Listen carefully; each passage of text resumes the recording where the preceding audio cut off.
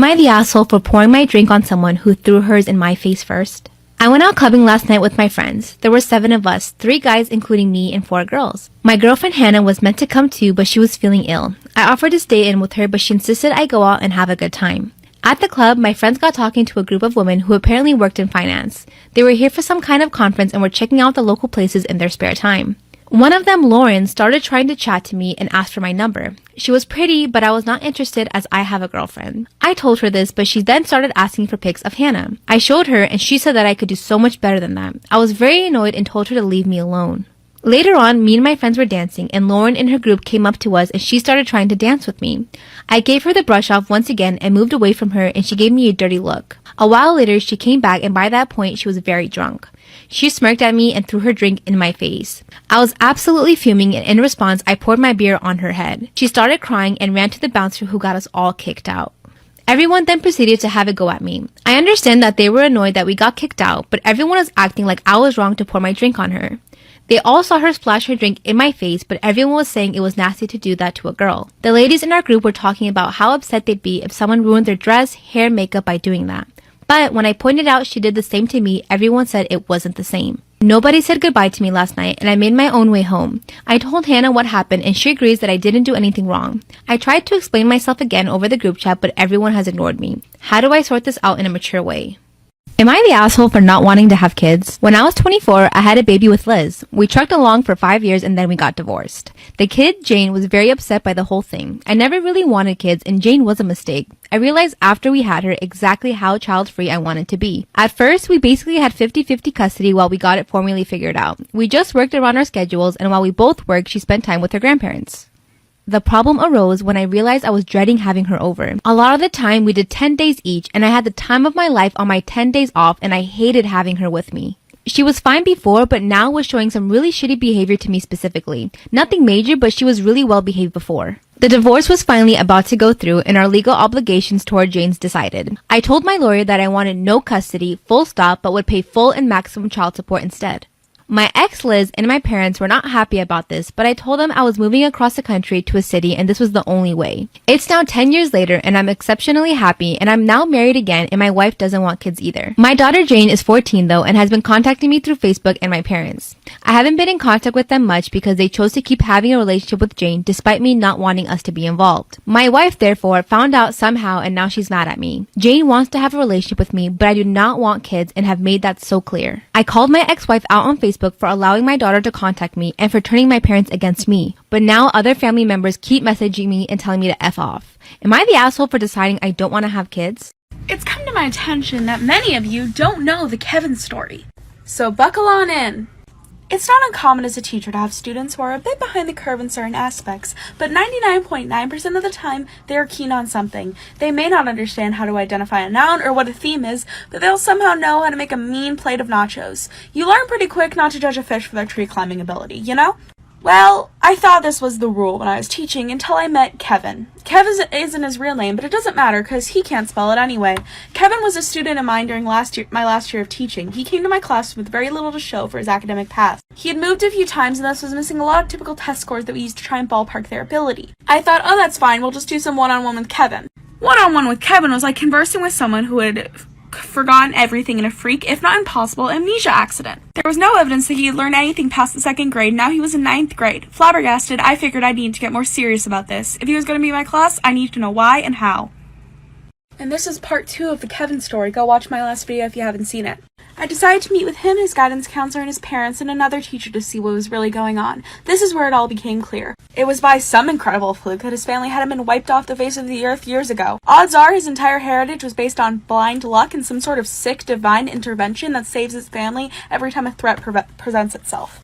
Even with my instructional lead, a woman who could barely find her redeeming trait in Balrog, failed to see any reason this kid or his family should be alive today. So here's a list of events that made it abundantly clear that God exists, and he's laughing uncontrollably. Kevin frequently forgot when/where class was. On more than one occasion, I had to retrieve him from another classroom. Kevin ate an entire 24-pack of crayons, puked, and then did it again the next day. This is 9th grade. I have no idea where he got crayons. Part 3 coming soon. It gets better. Part 3 of the Kevin story, and we're finally getting into some of the interesting things. Kevin's dad wrote tuition checks and then mailed them to me. His English teacher. This was a public school.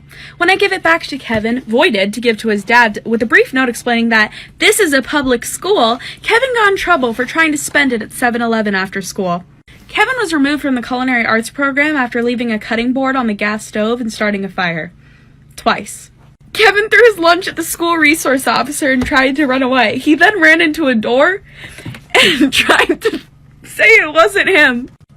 Kevin stole my phone during class. I called it. It rang. He denied that it was ringing. Not that it wasn't his, but that it was ringing. He tried to do this 3 more times. Kevin called the basketball coach a motherfucking bitch during gym. Basketball tryouts were that afternoon. Kevin tried out.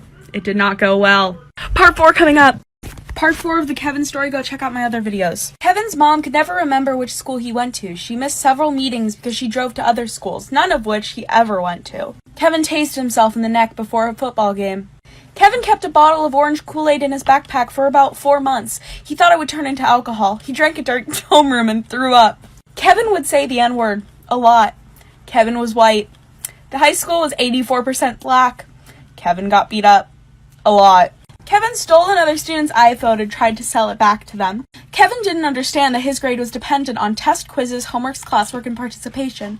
Kevin finished his first semester with a 3% average. He tried to bribe me with $11. Kevin spit on a girl and said, "You should get out of those wet clothes." This girl was the Spanish student teacher.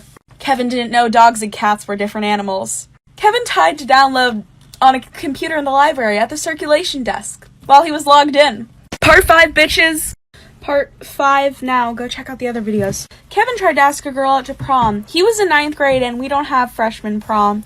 By giving her his phone number and then texting her his address. Kevin got gum in his hair. Constantly.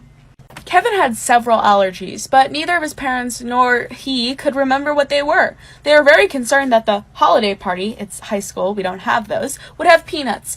When we finally got a doctor's note, he was allergic to amoxicillin.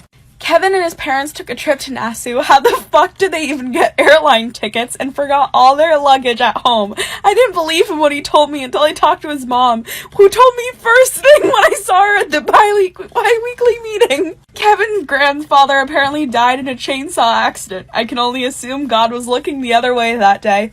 So I literally escaped death yesterday. So yesterday, me and my boyfriend went to the beach, and a majority of the time we were there, we were swimming in the water, and we would get pretty deep, but the deeper we got, we could feel a current kind of pushing us out further into the lake, like a current, riptide, whatever you call it. So at that point, we decided we were not going to swim anymore. We were not going to go deeper into the water because at that point, we were putting our lives at risk. So we get out of the water and we're just chilling on the sand for a little bit, and then we decide to pack up our stuff and head back to the car. And as we're walking to the car, we see at least 20 emergency vehicles start going into the beach. I'm talking firefighters, ambulances, police, even the Coast Guard was out there. So me and my boyfriend, being the nosy people we are, we run back to the beach to see what's going on. And in the exact area where me and my boyfriend were swimming, there are rescue teams searching the water for a person that drowned in the exact area that we were swimming in. Apparently some guy was swimming over there and the current took him under and he drowned. If we were in the water for 30 minutes longer, that would have been us. So I literally escaped death. So basically the other week I was at the beach with my boyfriend. We had gotten out of the lake because we felt a current pushing us out to the middle of the lake. And we didn't want to risk our lives, so we got out. And around 30 minutes later, about 20 ambulances pull up, like so many emergency vehicles. And I see people searching the water right where we were swimming. Literally in the exact same place me and my boyfriend were swimming at. Like I'm telling you guys, if we stayed in the water for another 30 minutes, that rescue team would have been looking for one of us. Anyways, I never really knew what happened, like who drowned, did anybody live? And I just found out what happened. So basically this girl was in the same spot me and my boyfriend were swimming, and the current had taken her and she started drowning. Then her boyfriend had jumped into the water, pulled her out of the current, and in the middle of that, he got sucked under, drowned, and died. So this brave ass man risked his life to save his girlfriend, and unfortunately he didn't make it out alive. It like literally makes me want to cry because I feel like that girl's living with so much guilt, but like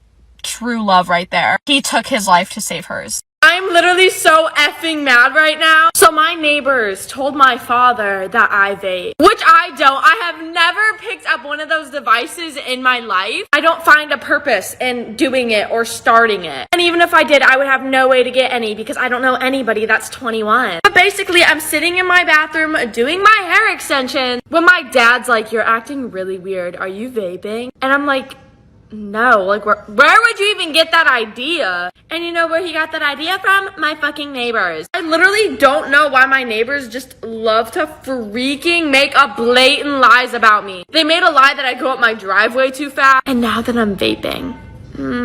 Like, mind your own business, please, because you're about to get me in trouble for stuff I'm not even doing, and it's literally ruining my life. So please and thank you, leave me alone. Go